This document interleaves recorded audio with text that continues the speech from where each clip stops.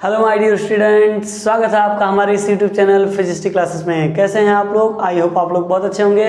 तो चलिए एक बार फिर बात करते हैं क्लास 10th के मैथमेटिक्स की, जिसमें हम बात कर रहे थे अर्थमेटिक प्रोग्रेशन की।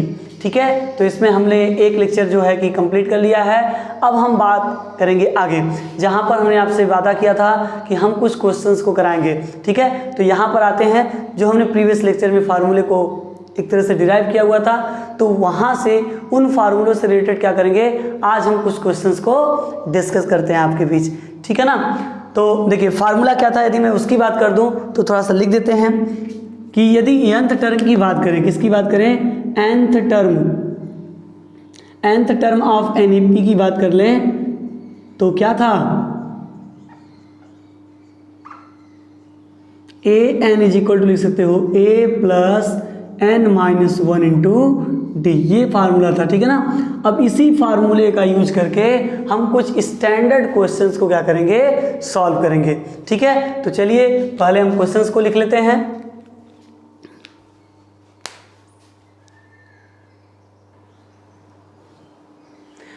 देखिए इस क्वेश्चन में क्या करा है, find the value of p for which the numbers 2p-1, 3p+1, 11 are in AP, hence find the numbers.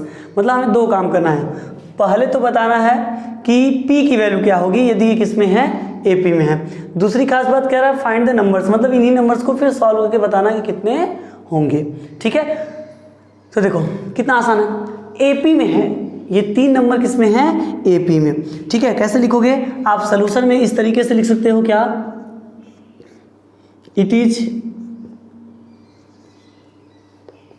it is given that 2p-1, 3p+1, 11 are in AP, ये AP में है। अब कितने हैं, तीन ही तो है ना। जब तीन ही है तो क्या कंडीशन है, देखो ध्यान से, यदि आप समझो तो ये फर्स्ट है, सेकेंड है, थर्ड, मतलब A1, A2 और A3। तो देखो ऐसे क्वेश्चंस यदि हो और AP में कह रहा हो कि AP में है वह, तो तुम्हें क्या करना है, सिंपल सी बस बात है कि कॉमन डिफरेंस निकालना। यहाँ लिख देना सो कॉमन डिफरेंस, क्या लिखोगे, कॉमन डिफरेंस। अब कॉमन डिफरेंस लिख दोगे तो क्या कहानी हो जाएगी, देखो ऐसे लिख देना, D इज इक्वल टू क्या पढ़े हो, A2 minus A1 is equal to A3 minus A2, बस यही रख दो, P की वैल्यू आ जाएगी। देखो ध्यान से, D से अभी फिलहाल कोई मतलब नहीं है, D तो हम लोग निकाल लेंगे, पहले यहाँ पर रखते हैं। जब यहाँ रखेंगे, हालांकि D की कोई रिक्वायरमेंट भी नहीं है, A2 माइनस A1, तो बताओ A2 की वैल्यू कितनी है, आप बोलो सर A2 की वैल्यू है 3p+1, फिर माइनस A1 की वैल्यू कितनी है, तो 2p-1 is equal to A3 कितना है, 11 माइनस A2 कितना है, 3p+1। अब क्या करोगे, 3p+1 माइनस 2p और माइनस माइनस प्लस 1 हो जाएगा, 11 माइनस 3p और माइनस 1। अब देखो 3p में से 2p चला जाएगा तो बचेगा p, और इधर कितना हो जाएगा, 1 और 1 2, इधर हो जाएगा माइनस 3p और प्लस का कितना हो जाएगा 10। ये माइनस है, इसको उधर ले जाओ, ये प्लस है उसको उधर ले जाकर माइनस कर दो, तो क्या हो जाएगा, p plus 3p is equal to 10 minus 2। तो कितना हो जाएगा, 3p में p ऐड कर देंगे तो 4p, और 10 में से 2 ऐड कर सब्ट्रैक्ट करेंगे तो 8, तो p is equal to 8 divide by कितना हो जाएगा 4, देन मतलब p की वैल्यू कितनी आ गई, 2। तो पहले क्वेश्चन का हमारा आंसर आ चुका है कि find the value of p को हमने फाइंड कर लिया, जिसके लिए क्या है कि ये जो नंबर्स थे वो किसमें थे, AP में। एंड करा हेंस फाइंड द नंबर्स। अब नंबर्स फाइंड करने, तो नंबर्स फाइंड करने तो A1 था क्या, A1 इज इक्वल टू था अपना 2p-1, तो 2 इंटू 2 माइनस 1, तो 2 2 जा 4, 4 में से 1 चला जाएगा 3, और A2 कितना था, A2 है 3p+1, 3p+1, तो 3 इंटू 2 प्लस 1, 3 2 जा 6 और 1 7, और A3 कितना है 11, हेंस नंबर्स। तो नंबर्स क्या हो जाएंगे बताओ, 3, 7 और 11। बताओ कितनी आसानी से देखो क्वेश्चंस को हमने क्या किया, सॉल्व कर लिया। तो इसी तरीके से यदि आप क्वेश्चंस को प्रैक्टिस करोगे तो आप भी क्या करोगे, क्वेश्चन को बहुत तेजी से सॉल्व करना स्टार्ट कर दोगे। ठीक है, ये सीखने वाली बात है, थोड़ा सा सीखने में टाइम लगता है, तो आप धीरे धीरे प्रैक्टिस करते चलिए और एक समय ऐसा जरूर आएगा कि आप क्या करोगे, उन ऊंचाइयों को छूने की कोशिश कर जाओगे और कर लोगे जिनको तुम पाना चाहते हो। ठीक है, किस तरीके से, बस आपको कंटिन्यूअसली क्या करना है, मेहनत करते चलना है। ठीक है, हम यहाँ लगे हुए हैं, आप वहाँ लग जाइए। बात समझ में आ गई? दोनों लोग एक ही स्थान पे हैं अभी तक। ठीक है, तो आप यहाँ मतलब हम यहाँ आप वहाँ, लेकिन दोनों का जुनून कम नहीं होना चाहिए। ठीक है, इसलिए पूरी लगन और मेहनत के साथ मैं भी पढ़ाऊँगा और पूरी लगन मेहनत के साथ आप भी अपनी पढ़ाई को कंटिन्यू की रहिए। ठीक है, तो इसको समझ लीजिए, फिर चलते हैं नेक्स्ट क्वेश्चन की ओर।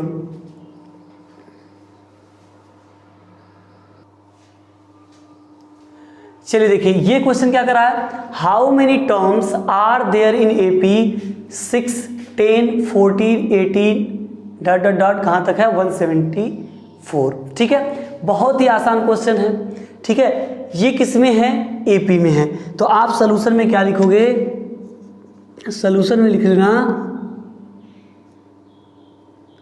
It is given that an AP, क्या है वो एपी, 6, 10, 14, 18 कहाँ तक है, ऐसे 174 तक है। अब इसमें देखो क्या समझोगे, इसमें ये समझना ना, हमसे पूछ रहा है कितने टर्म, हाउ मेनी टर्म्स। जब हाउ मेनी टर्म्स पूछे मतलब यहाँ से काउंट करना 1 2 3 4 डॉट डॉट डॉट डॉट 174 पहुँच गया ना, गिन ले कि नहीं। सर ये अंदर का होता तो मैं गिन लेता, ये अंदर का होता तो क्या करते, गिन लेते, लेकिन कितना गिनोगे, हो सकता है बहुत ज़्यादा हो, गिनने में ही सारा समय चला जाए। तो इसके लिए क्या है, यही फार्मूला है और कुछ इसमें है ही नहीं। अभी जो बता रहा है बस इजीली आप उसको देखते चलिए बस। अब देखो करोगे क्या, इस ऑब्जर्वेशन से मतलब जो एपी दिया इससे पाओगे क्या, इससे पा जाओगे। आप कहोगे सर ए की जो वैल्यू है ना, आप कह रहे हो तो 6 है, जो डी की वैल्यू है वो कितनी है, 10 में से 6 सेपरेट करो, या 14 में से 10, या तो 18 में से 14, ऐसे कर लो। तो 10 - 6 इज इक्वल टू कितना हो जाएगा 4। और देखो लास्ट में जो एकदम लिखा हो, लास्ट में जो एकदम लिखा हो उसके बाद तो कुछ है ही नहीं है, उसको कहते हैं एन। इसी को भी आगे बताएंगे, इसे एल से भी दिखाते हैं और वहां पर एक फार्मूला थोड़ा सा अलग बताएंगे। और ये देखो ये जितने भी फार्मूला है इसे बोलते हैं nth term of AP from the beginning. ठीक है, अभी एक एंडिंग से बताएंगे। ठीक है, तो अभी फिलहाल में लगे रहिए। तो एन की वैल्यू कितनी है, तो आप बोलो सर 174। हमसे पूछा क्या जा रहा है कि जो एन लिखे हो, ये एन ए के बगल में जो नीचे लिखे हो, इस एन की वैल्यू कितनी है आपको पता है ना। A2 लिखोगे तो दूसरे पे आओगे, A3 लिखोगे तीसरे पे आओगे, A4 लिखोगे चौथे पे आ जाओगे। तो ऐसे जब AN लिख रहे हो तो ये एन पता हो जाए तो बस क्लियर हो जाएगा कितना टर्म है। अरे फोर्थ टर्म होता 1 2 3 4 यही तक होता, तो ये वाला 4A4 मतलब फोर्थ टर्म हो गया। तो टोटल 4 टर्म 1 2 3 4, लेकिन यहाँ पर क्या, यहाँ से यहाँ तक जाना है तो हमें इस एन की वैल्यू फाइंड करनी है। तो देखो इसमें मैंने कहा था ना कुछ चीज़ें ऐसी मैं क्वेश्चन कराऊंगा जहाँ पर तुम्हें ए पता होगा, हो सकता है डी पता हो, या फिर हो सकता है एन, या जो ना पता हो, मतलब कुछ तरीके ए और डी को छोड़कर कुछ दूसरा चीज़ पूछे आपसे, तो उसको कैसे सॉल्व करेंगे, एन ना पूछे, एन ऑलरेडी यहाँ दिया हुआ है। तो बस क्या करो, चिपकाओ इस फार्मूले को और एन की वैल्यू फाइंड कर लो। तो क्या लिखोगे, जो एन है वो क्या होता है a plus n minus 1 into d. अब एन की वैल्यू कितनी है 174 इज इक्वल टू ए की वैल्यू कितनी है 6 प्लस n की वैल्यू फाइंड करनी है -1 इंटू डी की वैल्यू 4। अब देखो ये 6 को इधर ले जाओ क्योंकि ये पहले प्लस माइनस अलग अलग टर्म है ना, तो इसको पहले ले जाएंगे। 174 - 6 is equal to n - 1 into 4। अब 174 में से 6 सब्ट्रैक्ट करो तो कितना हो जाएगा, 14 में से 6 जाएगा तो 8, यहाँ बचेगा 6, यहाँ 1 is equal to n - 1 into 4। अभी देखो इधर क्या है, इधर क्या है, ये मल्टीप्लाई, इधर आके क्या हो जाएगा डिवाइड, तो 168 divide by 4 is equal to n - 1। इस केस में क्या हो जाएगा, आप इसको क्या करिए डिवाइड कर लीजिए, 4 से कट करेंगे, 4 4 जा 16, 4 2 जा 8, तो n - 1।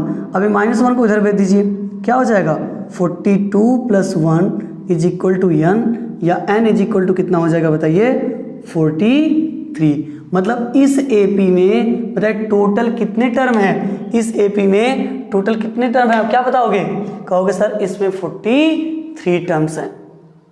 ठीक है ना, क्लियर है कि नहीं बात? मतलब आसानी से आप देखो इस चीज़ को, तो यहाँ पर आप बताओगे कि यहाँ से यहाँ पूछ रहा था कि how many terms are there in AP. तो आप जब इस तरीके से इसको सॉल्व करोगे तो आपकी जो n की वैल्यू आ रही है वो कितनी आ रही है बताइए? n की वैल्यू आ रही है 43। कहने का मतलब 6 से लेकर 174 तक जो इस तरीके का क्या बना है एपी बना है, उसमें टोटल कितने टर्म है? 43 टर्म है। तो आई होप ये चीज़ आपको अच्छी तरीके से समझ में आ गई होगी। चलिए फिर हम बात करते हैं नेक्स्ट क्वेश्चन की, ठीक है। देखिए ये क्वेश्चन क्या कर रहा है, which term of the AP 8, 14, 20, 26 will be more than it's 41st term. मतलब ये कहना चाह रहा है कि ऐसा कौन सा टर्म है इस एपी का जो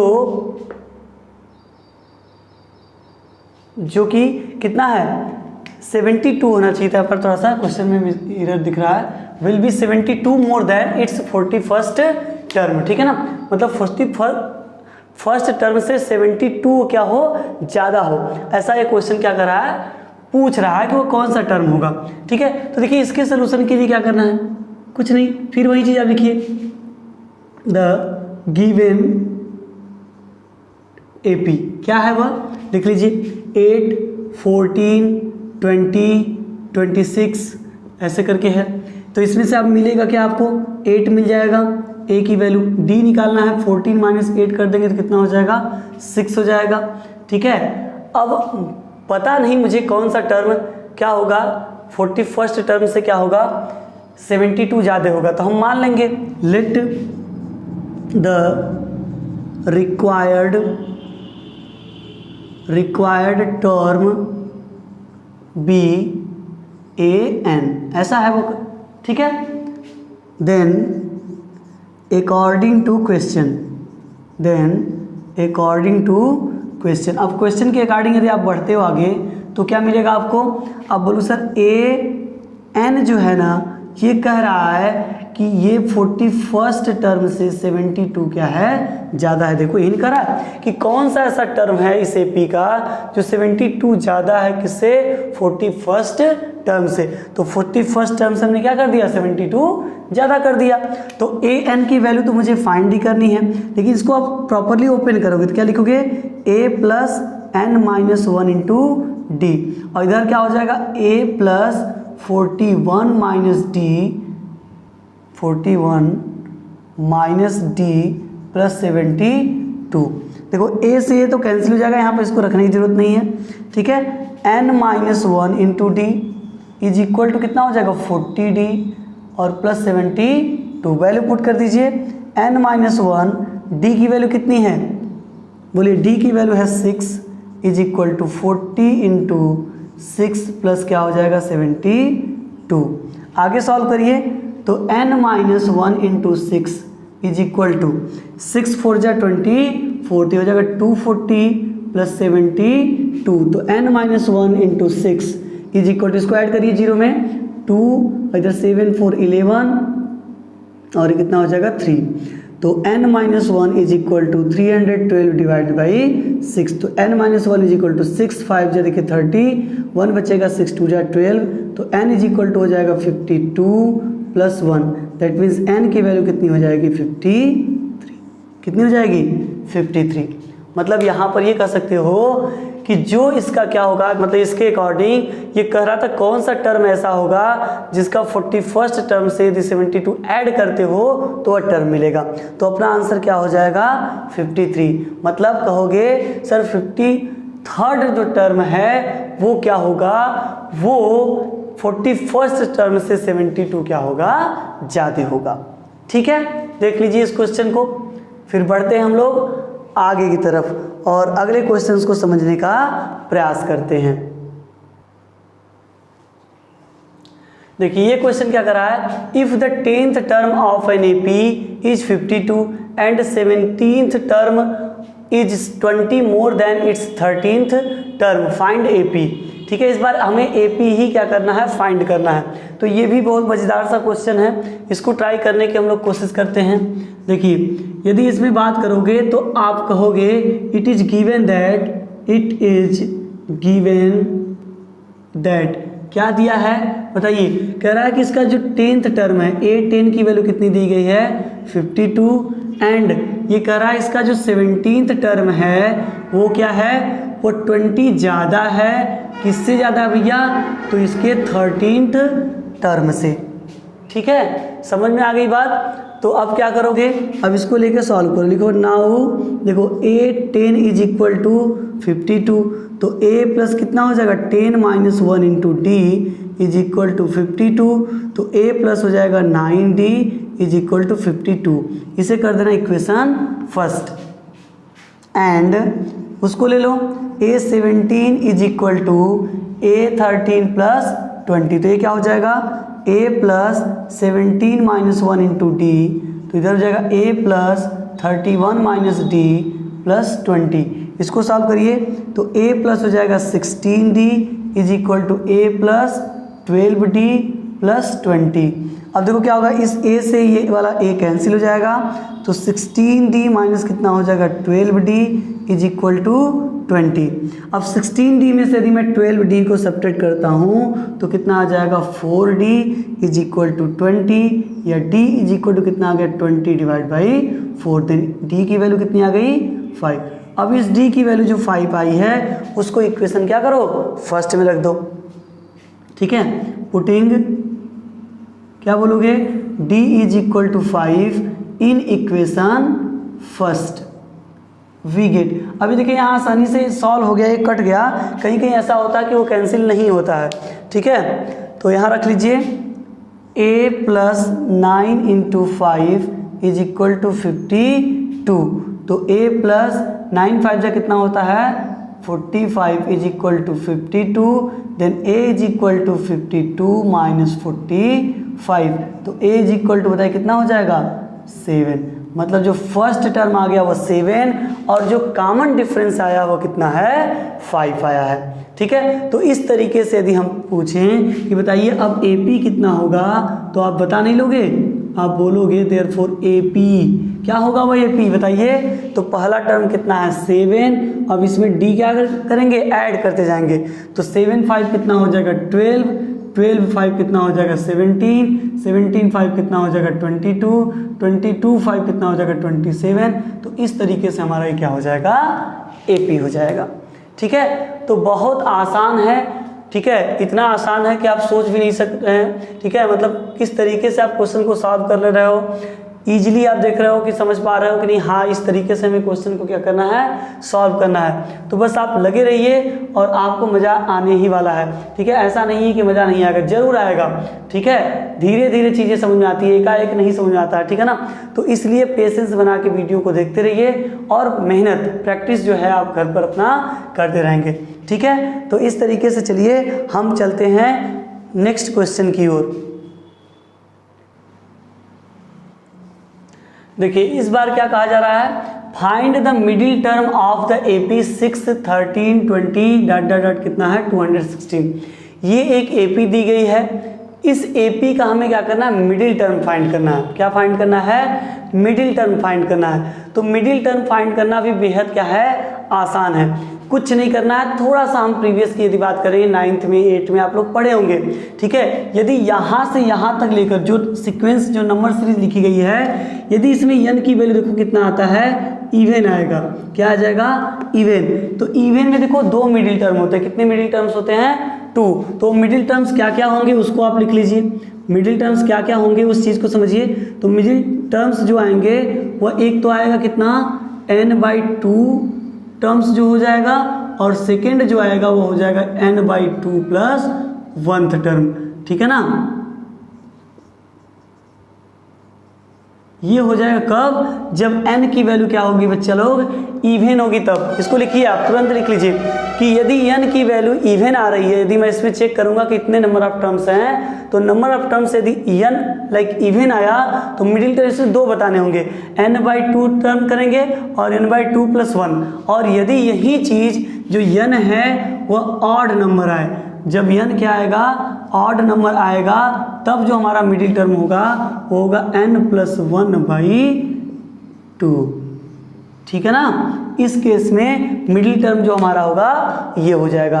तो आप इस तरीके से मिडिल टर्म को, इसको, इस फार्मूले को आप अपने नोटबुक में नोट करिए और इसको याद रखिए, ठीक है ना, कि किसी भी किसी भी एपी का आपसे मिडिल टर्म कभी पूछे तो आप उसको इजीली क्या करो, सॉल्व कर पाओ। तो एक कॉन्सेप्ट समझिए। अच्छा, थोड़ा सा समझाई देते हैं। जैसे मैं कहूँ 1 2 3 4 5 6 7 8, इसमें टोटल 8 टर्म है और क्या है यार, बताइए, ये 8 जो आ रहा है वो इवन आ रहा है। तो इसमें देखो इधर से 3 देख लो और इधर से 3, और ये जो दोनों टर्म होंगे वो क्या होंगे, बीच में बोले जाएंगे।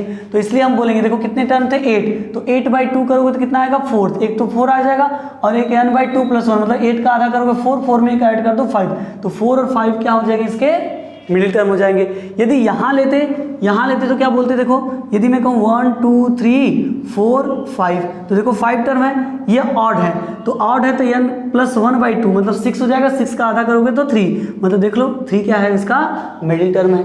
तो इस तरीके से आप क्या करोगे, मिडिल टर्म को फाइंड करोगे, ठीक है।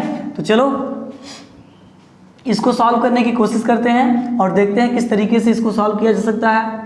तो पहले इसमें क्या आपको करना है, पहले तो ये फाइंड करना है कि इसमें नंबर ऑफ टर्म्स कितने हैं, ठीक है। जब आपको नंबर ऑफ टर्म्स पता चल जाएगा तो आप इजीली मिडिल टर्म्स को बता पाओगे, ठीक है ना।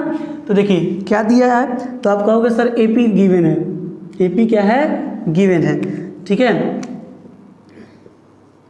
द गिवन एपी क्या है, वो पी 6 13 20 कहाँ तक है, 216 तक।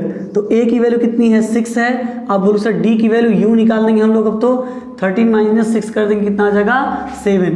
a n की वैल्यू कितना है, तो आप बोलोगे सर 216। अभी के लिए हमें किसकी वैल्यू निकालने की जरूरत है, n की। तो हम लिखेंगे since we know that nth term of ap, तो an = a + n - 1 × d। Value put करिए, an की वैल्यू कितना रखोगे आप 216, a की वैल्यू कितना रखोगे 6 + n - 1 × d की वैल्यू कितना रख दोगे 7। 6 को इधर लाओ, 216 - 6 = n - 1 × 7। इसको सब्ट्रैक्ट करेंगे तो 210 = n - 1 × 7। तो क्या हो जाएगा, 210 / 7 = n - 1।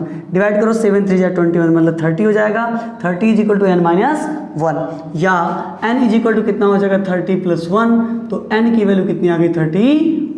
अब बताइए n इवन आया है कि ऑड आया है, कितना आया है, ऑड आया है। आप बताओगे since total number of terms in this AP is 31 which is an odd number,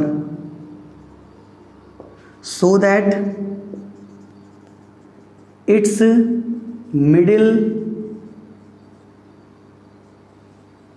terms क्या हो जाएगा, a एंड डैश मान लेते हैं। क्या है वो a एंड डैश, तो आप बोलोगे सर वो होगा, बताइए क्या हो जाएगा, या मिडिल टर्म्स ऐसे पहले निकालो, क्या होगा वह, तो 31 + 1/2, तो कितना हो जाएगा 31 में 1 ऐड करोगे 32 / 2, तो कितना आ जाएगा 16। तो मतलब middle term that is middle term, निकाल लीजिए मिडिल टर्म a 16, तो आप लिखोगे a + 16 - 1 × d, तो क्या हो जाएगा a + 15d। अब a की वैल्यू कितनी है बताइए, a की वैल्यू है 6 + 15, d की वैल्यू कितनी है 7। रख दीजिए, सॉल्व करिए। 6 + 15 7 जा 105, 105 पे 6 ऐड कर देंगे तो 111, मतलब इसका जो मिडिल टर्म आएगा उसकी वैल्यू कितनी होगी 111। ये तो लोकेशन को बताएगा कि मिडिल टर्म होगा कौन सा, 16th वाला, ठीक है। अब 16th वाला निकालोगे तो क्या लिखोगे, a16 = a + 16 - 1 × d, तो a + 15d हो जाएगा। इसके बाद ओवरऑल जब वैल्यू रखोगे तो कितना आ जाएगा आंसर 111। तो देख लीजिए किस तरीके से क्वेश्चंस आप सॉल्व कर पा रहे हो, ठीक है। आई होप ये चीज़ें आपको इजीली समझ में आ पा रही होंगी, ठीक है। तो चलिए एक बार फिर हम लोग चलते हैं नेक्स्ट क्वेश्चन की ओर।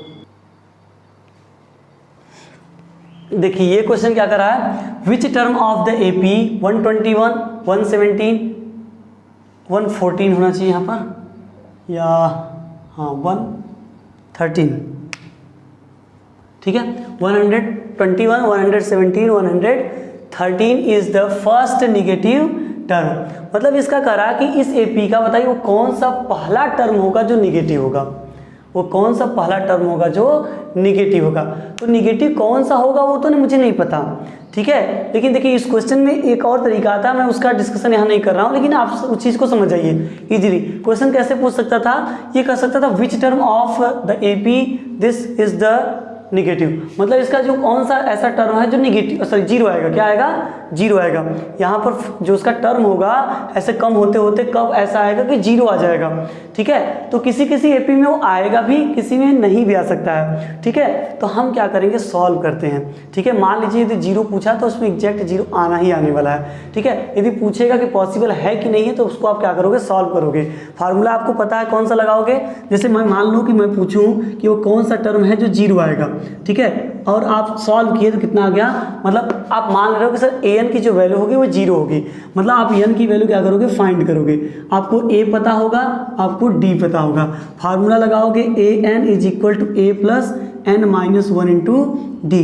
तो एक बात जो मैं बात बता रहा हूँ इस चीज़ को आप नोट करिए, n जो होना चाहिए हमेशा क्या होना चाहिए, होल नंबर होना चाहिए। क्या होना चाहिए, होल नंबर। ये फ्रैक्शनल में, डेसिमल के फॉर्म में इस तरीके से नहीं आना चाहिए, ठीक है। यदि आ रहा है तो समझ लीजिए वो क्या है, फिर पॉसिबल नहीं है। मतलब आपसे ये कहा जाए कि जीरो पॉसिबल है कि नहीं है, तो n सॉल्व करो, ऐसे रख के सॉल्व करो। मान लो कि n की वैल्यू जीरो है। अब n को यदि आप सॉल्व करो और यदि आपको फ्रैक्शन में मिल जा रहा है, कैसे मिल जा रहा है, फ्रैक्शन में, तो आप बोलना कि इस AP में जीरो हो ही नहीं सकता, ठीक है, क्लियर है। चलो अब मैं बात करना चाह रहा हूँ, चलो जीरो नहीं भी आया लेकिन वो पूछ रहा है फर्स्ट निगेटिव टर्म, तो आप जीरो मान लो, क्या मान लो, जीरो मान लो कि इसका जो क्या होगा, nth टर्म होगा वो जीरो होगा। तो चलो an मान लो हम कहें 15th टर्म इसका क्या होगा, जीरो होगा। a15 की वैल्यू कितनी हो गई, जीरो। समझ आ रहा है अभी बात, समझो, a15 जीरो हो गया, मतलब ऐसे कम होते होते ये जो 15वां वाला टर्म है वो आपको क्या दिख रहा है, जीरो। तो बताए अगला जो टर्म आएगा कम होगा तो निगेटिव आ जाएगा, मतलब वो कौन सा टर्म होगा, 16th वाला टर्म होगा जो फर्स्ट निगेटिव टर्म हो जाएगा। अब सोचो ना, देखो जैसे यहाँ पर मैं लिखूँ कितना, यहाँ पर मैं लिखूँ मान लो 10 है, ठीक है, इसके बाद 8 है, 6 है, 4 है, ठीक है, और 2 है, 0 है, और फिर अब आएगा -2। तो देखो 1 2 3 4 5 में मैंने चेक किया, इसका जो 6 है वो 6 वाला टर्म 0 है। तो जैसे 6 वाला टर्म है 0, तो उससे एक ज़्यादा कर देंगे तो फर्स्ट क्या हो जाएगा, निगेटिव। मतलब छठवां टर्म आपका 0 दिख रहा है तो 6 + 1 कर देंगे, लाइक जो 7 आएगा, ये जो 7th टर्म होगा वो फर्स्ट निगेटिव टर्म हो जाएगा। अब मान लीजिए कि आपके पास ऐसा AP है जिसमें जीरो आ ही नहीं रहा है, तब कैसे आप सॉल्व करोगे फर्स्ट निगेटिव। तो उसका भी लॉजिक यही है, जैसे मैं लिख दूं कितना, 9 7, ठीक है, 9 7, इसके बाद क्या लिखोगे आप, 5 3 1 और -1, ऐसे आ गया। अब इसमें जीरो आया ही नहीं, इसमें जीरो नहीं आया, तो देखो n की वैल्यू आएगी क्या, यहाँ n की वैल्यू क्या आएगी, 1 2 3 4 5, मतलब 5 राइट कुछ आएगा, मतलब 5 पॉइंट कुछ आएगा। मतलब डेसिमल के फॉर्म में लिखो तो 5 पॉइंट करके आएगा, और यदि फ्रैक्शनल फॉर्म में मिक्स फ्रैक्शन लिख दोगे तो 5 राइट 3/4 2/8, यहाँ क्या आ रहा है उससे फर्क नहीं पड़ता। अब देखो 1 2 3 4 5 6, छठवां टर्म जो है वो फर्स्ट निगेटिव टर्म है, तो मैं क्या करूंगा, इसमें से होल पार्ट को उठा लूंगा और उसमें 1 ऐड कर दूंगा। देखो 6th टर्म जो होगा वो फर्स्ट क्या हो जाएगा बच्चा लोग, निगेटिव टर्म। बात समझ आई, फर्स्ट निगेटिव टर्म कैसे निकालोगे इस चीज को आप समझो, ठीक है। तो हम मानेंगे कि n 0 है, n 0 आ गया तब तो कोई बात नहीं है कि मान लीजिए ऐसे कुछ 15वां टर्म 0 है तो जो 16th टर्म होगा वो फर्स्ट निगेटिव हो जाएगा। और मान लीजिए नहीं आ रहा, जैसे इस केस में नहीं आ रहा था, तो हमने देखा कि 5 राइट 3/4 कुछ ऐसा आएगा, फ्रैक्शन में जरूर आएगा। यदि होता एग्जैक्ट 5 होता 0 आता, जैसे यहाँ पर 6 वाला टर्म 0 है तो 7th वाला फर्स्ट निगेटिव हो गया, इसमें 0 है ही नहीं, तो आपका जो n का वैल्यू आएगी 1 2 3 4 5, तो 5 राइट करके आएगा, तो 5 ले लेंगे, उसमें एक ऐड कर देंगे, तो छठवां टर्म बताएगा वो फर्स्ट निगेटिव टर्म को इंडिकेट कर रहा होगा, ठीक है। तो चलिए आते हैं यहाँ पर और इसको सॉल्व करने की कोशिश करते हैं, ठीक है, और देखते हैं किस तरीके से सॉल्व कर, जो बताएं अभी बस वही लॉजिक है, ठीक है। हाँ, बस वहाँ पर थोड़ा सा फार्मूला यूज़ करके हमें n की वैल्यू फाइंड करनी है। यहाँ पर मैंने आपको डायरेक्टली इस तरीके से दिखा दिया कि नहीं, हाँ ये है, ऐसे आपका आता है। तो इस तरीके से भी आप कैसे समझोगे, तो थोड़ा सा क्या करें, हम उसको न्यूमेरिकली सॉल्व करके आपको दिखाएं कि नहीं हाँ देखो ऐसे करना है। ठीक है, तो यहाँ पर देखो क्या है, आप बताओगे सर AP गिवन है ना, AP क्या है, गिवन है, तो आप बोलोगे द गिवन AP, और गिवन AP है क्या, आप बोलोगे सर 121, 117, 113 ऐसे करके जा रहे हो। ठीक है, तो यहाँ से मिलेगा क्या, A की वैल्यू 121, D की वैल्यू क्या मिलेगी 117 माइनस 121, ये हमेशा D की वैल्यू निगेटिव है इसमें कम होता है क्योंकि, तो 117 में से 121 सब्ट्रैक्ट करोगे कितना आ जाएगा, माइनस का 4 आ जाएगा। ठीक है, अब हमें क्या निकालना है, हमें निकाला फर्स्ट नेगेटिव टर्म, तो हम मानेंगे लेट AN की वैल्यू कितनी है 0, इतना मानना होगा। ठीक है, तो अब वैल्यू पुट करो तो ये क्या हो जाएगा A plus N minus 1 into D is equal to 0। A की वैल्यू कितनी है 121 प्लस N माइनस 1, D की वैल्यू है -4 इज इक्वल टू 0। अब देखिए क्या हो जाएगा, ये माइनस है उधर, प्लस है उधर जाके माइनस हो जाएगा, N minus 1 into -4 is equal to -121। अब आगे क्या हो जाएगा, N minus 1 is equal to -121 divide by -4, -4 से तो -4 सॉरी -1, माइनस से माइनस क्या हो जाएगा कैंसिल, तो N minus 1 is equal to कितना हो जाएगा 121 डिवाइड बाई 4। अब देखो N इज इक्वल टू कितना हो जाएगा 121 प्लस सॉरी डिवाइड बाई 4, ये माइनस से उधर जाके क्या हो जाएगा प्लस, तो एलसीएम ले लो, एलसीएम लोगे तो कितना आ जाएगा 4, यहाँ हो जाएगा 121 और यहाँ हो जाएगा 4, तो N is equal to divide कर दो, 1 ऐड करना है पहले ना, 121 में 4 ऐड कर देंगे 125 डिवाइड बाई कितना हो जाएगा 4। देन N की वैल्यू बताइए, N की वैल्यू कितनी होगी 4 3 जा 12 और 4 1 जा 4, तो 30 फर्स्ट राइट 1 बाई कितना रहा है 4, मतलब इसमें कहीं भी 0 नहीं आने वाला है। ठीक है, ये होल पार्ट में आता तो बोलते हैं वो वाला टर्म क्या हो जाता है 0, लेकिन ये होल पार्ट में नहीं आया है, तो नहीं आया है तो देखो 31, देखो 31 वाला जो टर्म होगा वो 0 के पहले होगा, और ये तो आ नहीं रहा है, ये 31 वाला होगा। अब 32 जो हो जाएगा वो क्या हो जाएगा, फर्स्ट निगेटिव टर्म हो जाएगा, तो इसलिए बोलेंगे देयरफॉर फर्स्ट निगेटिव टर्म कौन सा हो जाएगा, आप बोलोगे 31 प्लस 1 कौन सा हो जाएगा 30। ठीक है, मतलब जो 30 सेकेंड जो टर्म होगा वो क्या हो जाएगा, वो आपका हो जाएगा फर्स्ट निगेटिव टर्म। ठीक है, अब उसकी वैल्यू निकालना है तो निकाल लीजिए। देखिए क्या होगा, A32 is equal to A plus 32 minus 1 into d. अब A की वैल्यू कितनी है 121 प्लस 32 में से 1 चला जाएगा 31, D की वैल्यू कितनी थी माइनस का 4। सॉल्व कर लो, 121 माइनस 4 1 जा 4, 4 3 जा 12।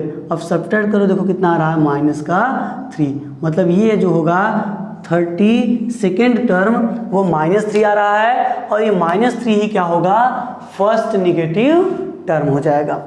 ठीक है, तो आई होप आपको चीज़ें समझ में आई होंगी।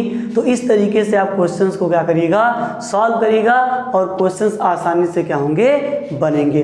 ठीक है, तो चलिए मिलते हैं नेक्स्ट वीडियो में, वहाँ पर हम बात करेंगे nth term of NAP from the last, और कुछ ऐसे क्वेश्चंस जहाँ पर A और D को आप क्या करेंगे, लीनियर पेयर मतलब pair of linear equation in 2 variable को बनाएंगे, और उसके बाद वहाँ पर सॉल्व करके तब जो अननोन वैल्यू होगी उसे हम क्या करेंगे, फाइंड आउट करेंगे। ठीक है, तो चलिए फिर मिलते हैं नेक्स्ट वीडियो में, तब तक के लिए जय हिंद, जय भारत, थैंक यू।